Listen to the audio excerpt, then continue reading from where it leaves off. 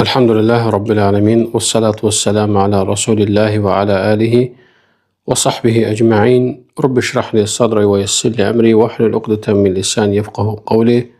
Allahümme allimna ma yenfa'na ve fa'na ma allamtana ve zidna ilma. Amma ba'd.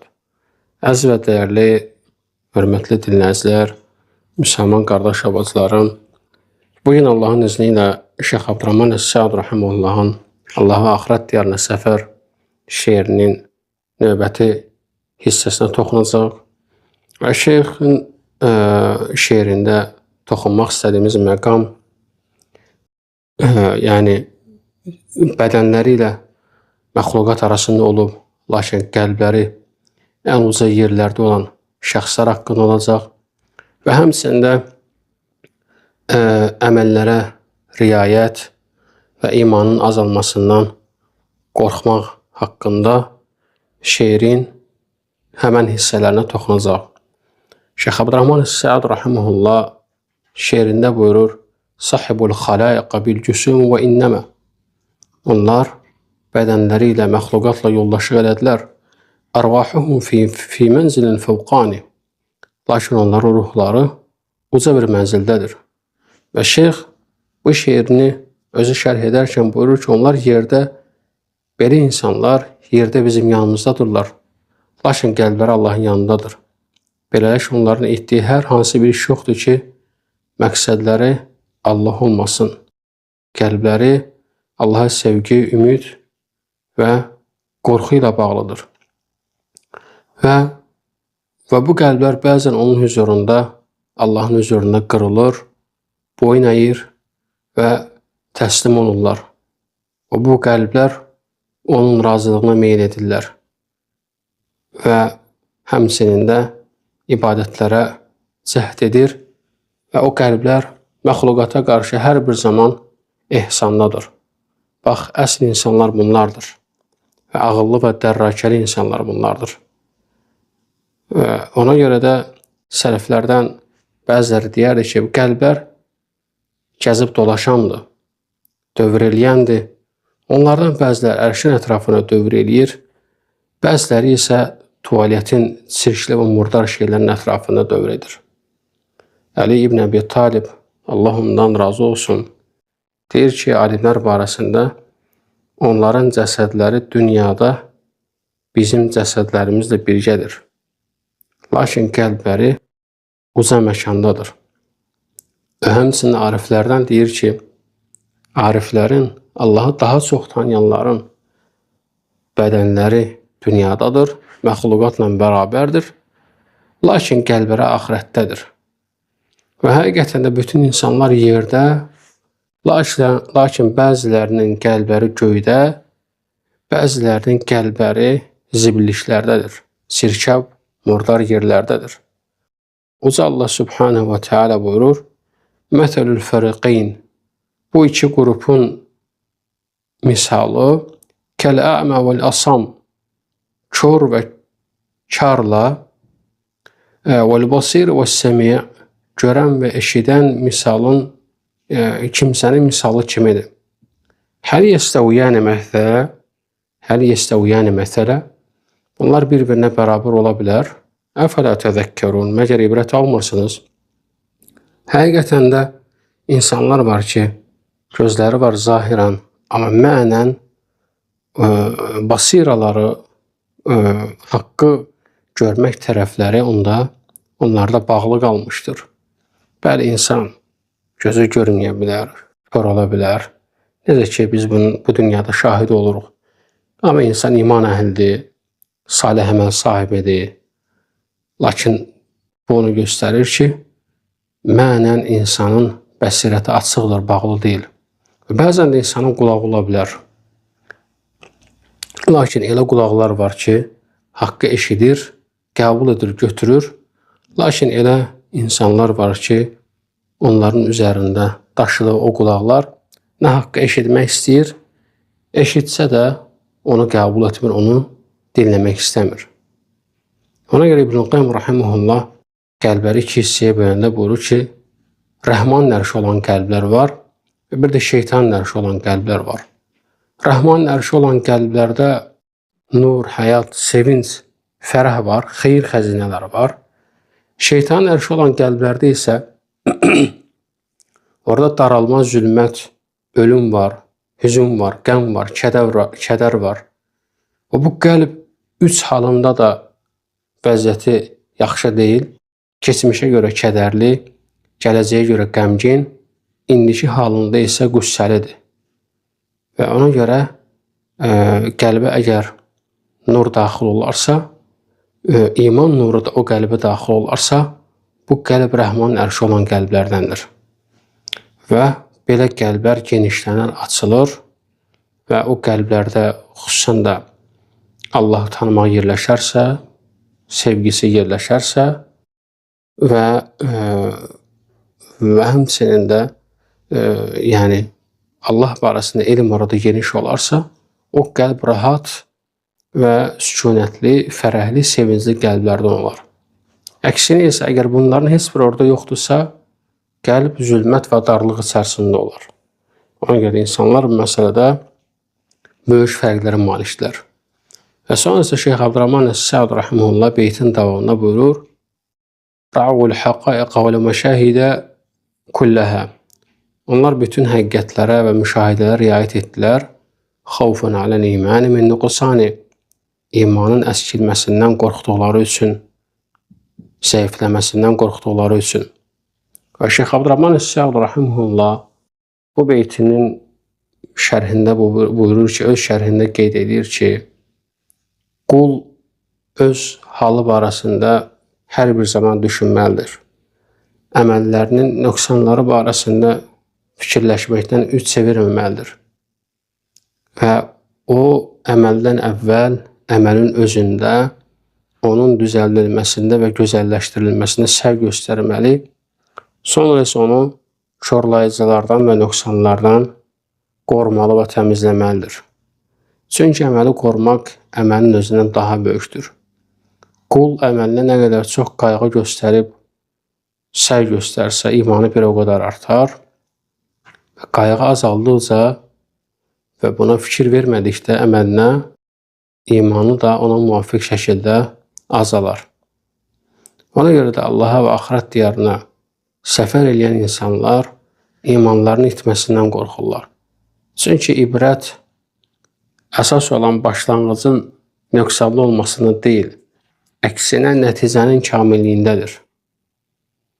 Uca Allah buyurur ki, وَالَّذ۪ينَ يُؤْتُونَ مَا آتَوْا قُلُوبُهُمْ وَجِلَةً. Və onlar ki, verdiklərini verirlər, halbuki qəlbləri qorxudan titrəyir. أَنَّهُمْ إِلَى رَبِّهِمْ رَاجِعُونَ. Titrəyir ki, Rəbbinə qayıdacaqlar. Ayşə radiyallahu anhə, möminlərin anası, Allah ondan atasından razı olsun, deyir ki, mən dedim, Allah Rasulundan bu aya barəsində soruşdum, dedim ki, bunlar şərab içənlər və oğurluq edənlərdirmi? O buyurdu, xeyr ey Siddiqin qızı, lakin onlar oruç tutanlar, namaz qılanlar və sədəqə verənlərdir. Halbuki əməllərinin onlardan qəbul olunmayacağından qorxurlar. Uca Allah Subhanahu Teala buyurur, məhz onlar xeyirlərdə tələsənlərdir və bu işdə irəli gedənlərdir. Bax, yəni beləcə onlar itaət edirlər və buna baxmayaraq əməllərinin qəbul edilməməsindən qorxurlar. Məhz buna görə də alimlər deyirlər ki, itaətkar şəxsin Allahdan qorxması vacibdir, qaçılmazdır, hətta ən uca itaət məqamlarında olsa belə. Necə ki, sahabələr, Allah onlardan razı olsun. Onlar əməlin qəbul olunmamasından hər bir zaman təlaşlı idilər, qorxurdular. Qəlbləri titrək idi və hər bir zaman əməllərinin Allahdan qəbul olunmasını diləyirdilər və buna ümid edirdilər. Və xeyirli insanlar da, sələflər də belə idi. Ramazan bitəndə 6 ay Allahdan istəyirlər ki, Allah elədiklərini onlardan qəbul eləsin. Və ona görə insan yəni əməlinin qəbul edilməməsindən yəni qorxmalıdır. İbn Avn rahimehullah deyir ki, əməlin deyir çoxluğuna güvənmə. Çünki sən bilmirsən o əməl səndən qəbul edilib yoxsa edilməyib. Həmçinin günahlarından əmin olma. Çünki sən bilmirsən onlar səndən silinib yoxsa silinməyib. Çünki sənin bütün əməlin səndən gizlidir. Sən Allahın onunla o əməllərinlə nə edəcəyini bilmirsən. Və sələf və salih əməli tamamlamağa, mükəmməlləşdirməyə və gözəl etməyə çalışırlar. Sonra isə onun qəbul edilməsi ilə maraqlanır və rədd edilməsindən qorxurlar. Məhz onlar bu ayədə qeyd olunanlardır. Uca Allah buyurur: "Yu'tuna ma atawu qulubuhum vacilə." Verdiklərini verirlər, halbuki qəlbləri qorxudan titrəyir. Əli radiyallahu anhu, Allah ondan razı olsun, demişdir ki, əməli etməyinizdən daha çox onun qəbul olunması diqqət edin. Məgər Allahın bu sözünü eşitmədinizmi? İnnəmə yətəqəbbəlullahu minəl muttəqin. Həqiqətən Allah yalnız Allahdan qorxanlardan qəbul edir. Fadal İbn Ubeyddən rəvayət olunur ki, belə demişdir: Allahın məndən xardal dənəsi qədər yaxşı bir əməl qəbul etdiyini bilmək mənə dünyadan və onun içindəkilərindən daha sevimlidir. Çünki Allah belə buyurur: İnnəmə yətəqəbbəlullahu minəl muttəqin. Həqiqətən Allah yalnız müttəqilərdən qəbul edir. İbn Dinar rahimehullah buyurur: əməlin qəbul olunmaması qorxusu əməlin özündən daha şiddətlidir.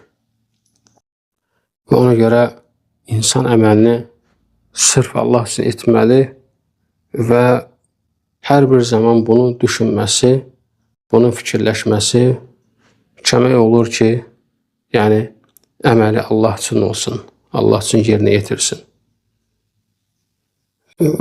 Və həmçinin də sələflər, ümumiyyətlə, onlar daha çox əməl edirdilər. Lakin, yəni onlar əməl eləyəndən sonra hər bir zaman düşünürdülər ki, elədiyimiz salih əməl bizdən qəbul olunacaq, yoxsa yox. Və buna görə həmişə narahatlıq içində olurdular. Lakin bəzi insanlar halından danışarkən sanki Allahın məkrindən həddən artıq əmin olduqları üçün Allahdan bir əhd alıblar. Ona görə İbn Qayyim rahimehullah buna işarə eləyərək deyir ki, həqiqətən pis aqibət qorxusu möminlərin, Allahdan qorxanların beynini qırmışdır. Sanki pislik edən zalimlar əmin-amanlıq sənədi alıblar. Ona görə insan günahlarına aldanmalı deyil. Yəni, ola bilsin ki, insan günah eləsin, lakin o olduğu vaxtda cəzalandırılmasın. Lakin İbn Cəvzi rahimehullah buyurur ki, aldanışdan biri də budur ki, sən pislik edirsən, lakin müqabilində yaxşılıq görürsən və zənn edirsən ki, sənə güzəşt edilib.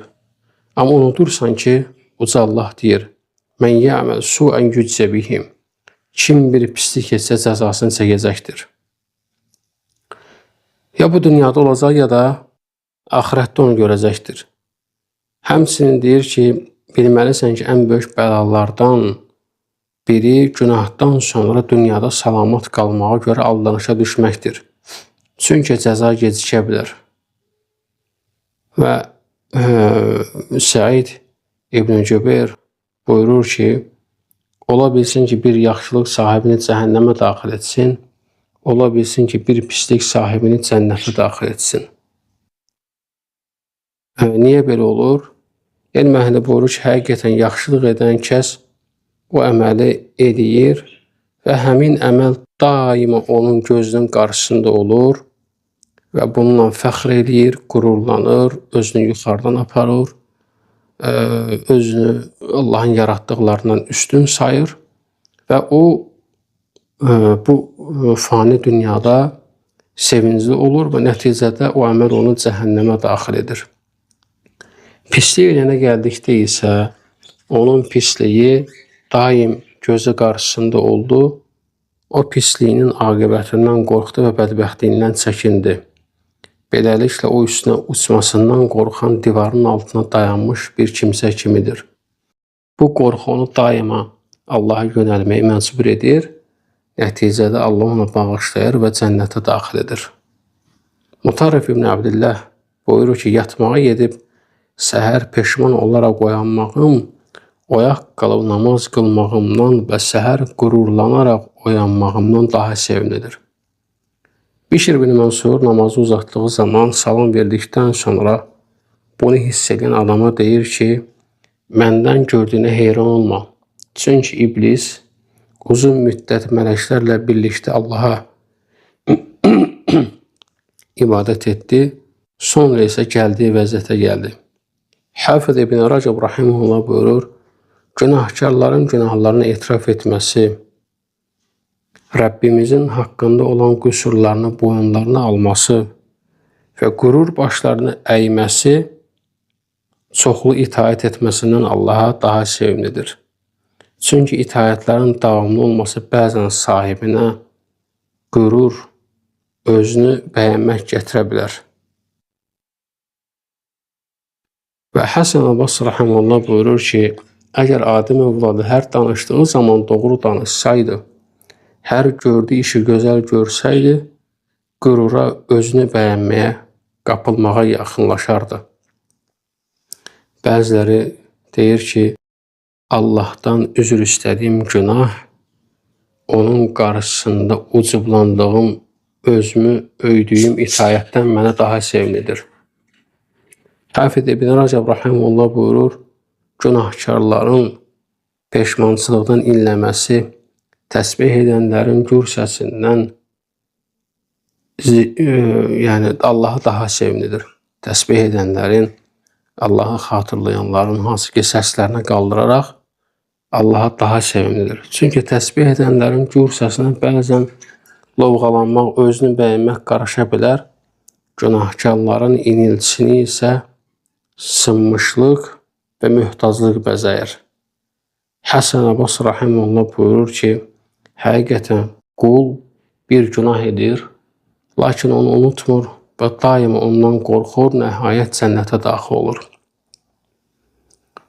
Ona görə də müminin günahla sürüşməsinin məqsədi onun peşman olması, laqeydliyinin məqsədi kədərlənməsi, əyirliyində məqsəd düzəlməsi, geri qalmasının məqsədi irəliləməsi, nəfsin uçurumunda yıxılmasının məqsədi isə əlindən tutularaq qurtuluş yoluna çıxarılmasıdır. Şeyxülislam İbn Teymiyyə rahimehullah buyurur, günah qula zəlillik və itaətkarlıq, Allaha yalvarıb ondan bağışlanma diləmək, Allaha möhtac və yoxsul olduğunu müşahidə etmək hissi verir. Həmçinin ondan başqa heç kəsin bağışlamayacağını anlamasını təmin edir. Şinqiti rahimehullah buyurur ki, şübhəsiz ki, bəzi xətalar sahibinə tövbə etməklə o xətanı etməzdən əvvəl sahib olduğu dərəcədən daha yüksək bir dərəcə qazandırır. Və bu, əməlin qəbul olunmaması qorxusunda olan bəzi statlar idi keçmişlərdən, sələf-i salihdən və həmçində günümüzün yəni son dövrün imamlarından. Və ikinci məsələ isə mümin pis aqibətdən qorxmalıdır. Və ona görə də qəlbi iki barmağı arasında olan kəs necə arxain ola bilər? Necə ki, alimlər barədə buyurur və sonunun necə olacağını bilməyən kəsin yaşayışı necə xoş ola bilər? Çünki əməllər sonlarına görədir.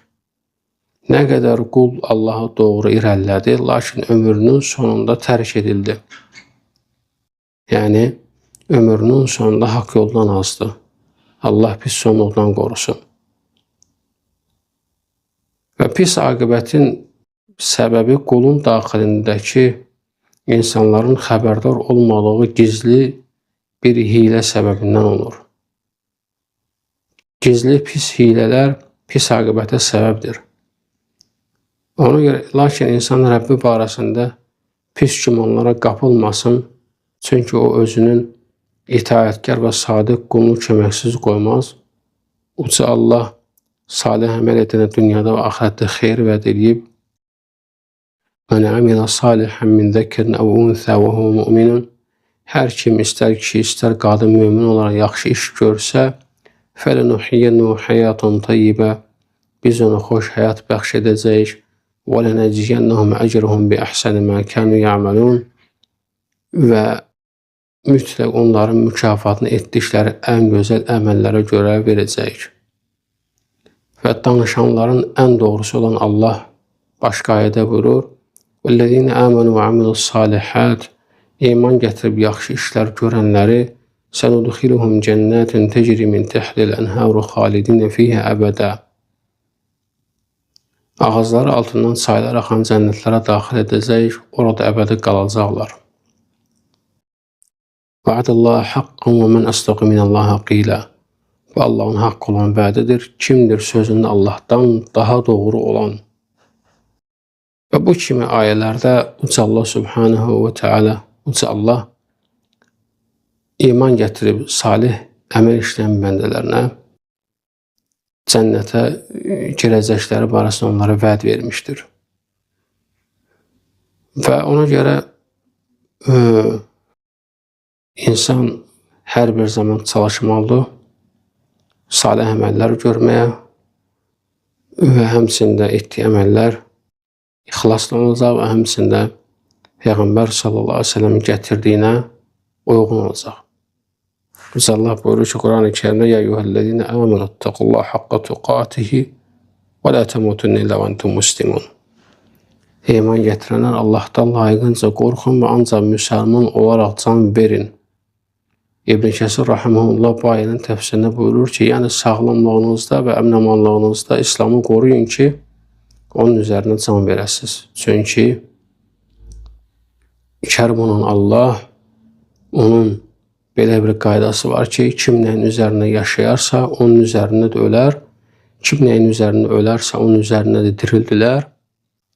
Bu halın əksindən Allaha sığınırıq. Cəbir ibn Abdullahdan marfu olaraq rivayət edilən hədisdə gəlir ki, Peyğəmbər sallallahu aleyhi ve sellem buyurur: hər bir qul öldüyü halın üzərində dirildəcək. Və sələfin, ilkin nəsillərin, yəni keçmişlərin, salih insanların qorxduğu şey pis aqibətdən idi. Pis sonluqdan onlar qorxurdular.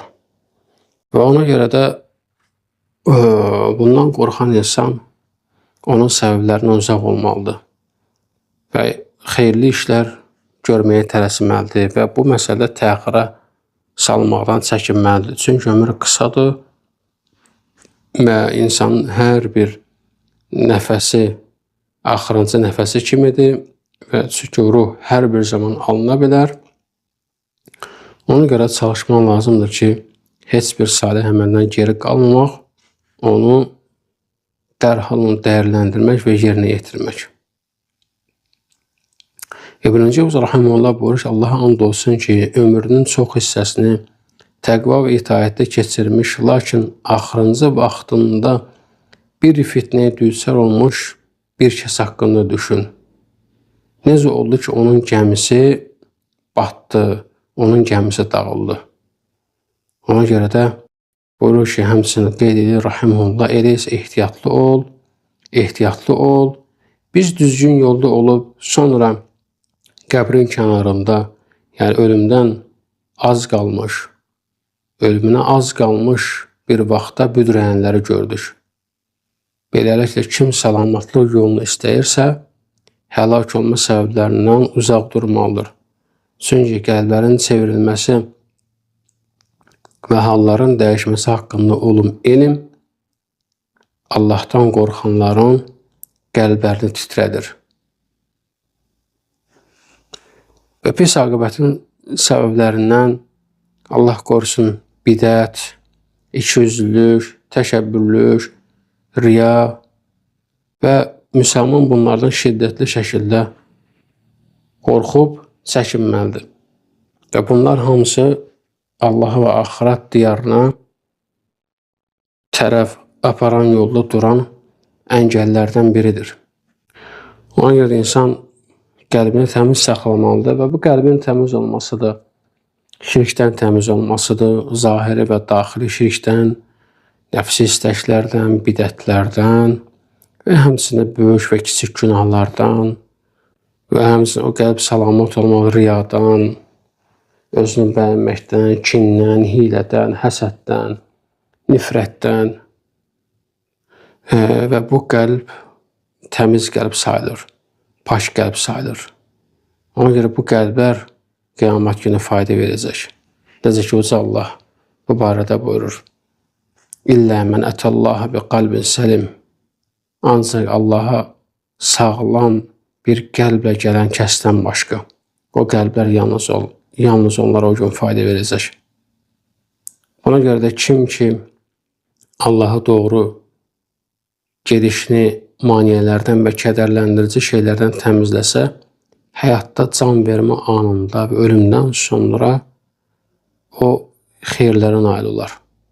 Və həmçinin o qəlbdə Allahı tanımaq, Allahın ad və sifətləri o qəlbdə yerləşməlidir. Həqiqi şəkildə, tələb olunan şəkildə Allah barəsində, onun ad və sifətləri barəsində elm o qəlbdə yerləşməlidir ki, hətta insan nicat tapanlardan, uğur qazananlardan olsun.